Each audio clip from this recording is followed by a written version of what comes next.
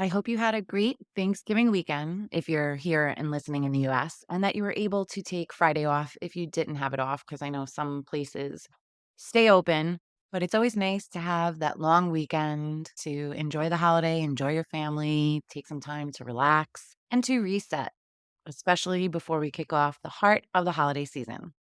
And now we're back to Monday again, and it's time to reset and restart our week. Today's quote is to be grateful for what we have is to lose focus on what we have not by Dean Del Sesto. Welcome to Mom Wife Career Life's weekly empowering episode of Monday's Motivational Mindset. And you know what that means. It's time to kickstart your week with a boost of inspiration, positivity, and a full lot of motivation. Working moms, I get it. Mondays can be tough. We all know that. But they're also a chance for a fresh start, a new opportunity, and the perfect day to set the tone for a successful week ahead. I'm Kerri Pat, your host and fellow working mom. Every week, I'll be sharing a motivational quote and we'll break it down, share stories, and uncover the wisdom it holds for our unique journey as working moms.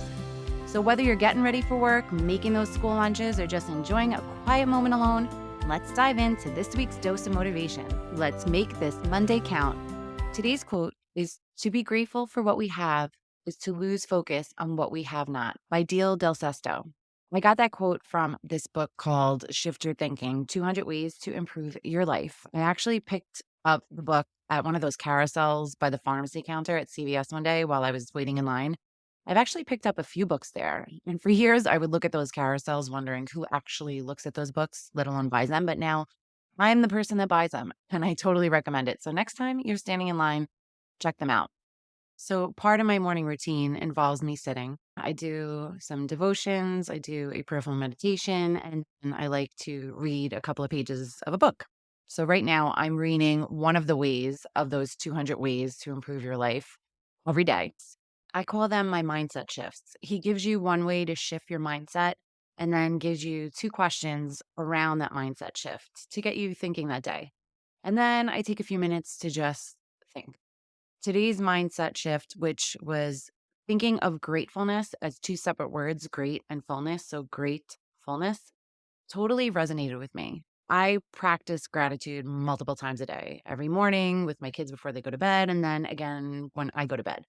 But even for me, there are times when I get so wrapped up on all the things on my plate and all the things that aren't going the way I want them to, or that are taking longer than I want them to, or that I just have stuff that I don't want to do. It's so easy for your mind to shift to the negative, the poor me. But when you find yourself going down that negative rabbit hole, stop yourself and just think of all the blessings you have in your life.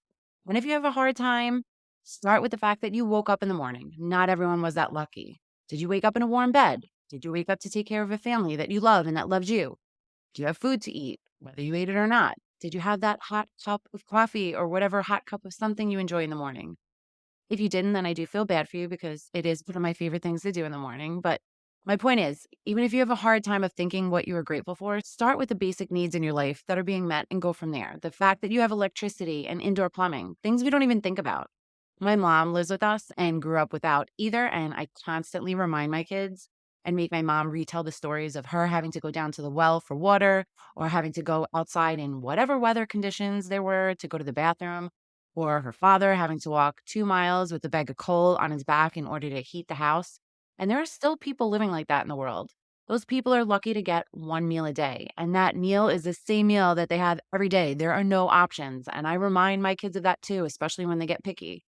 There's always something to be grateful for. And the more you focus on those things, the less attention and focus you'll put on the things that you don't have or that aren't going well.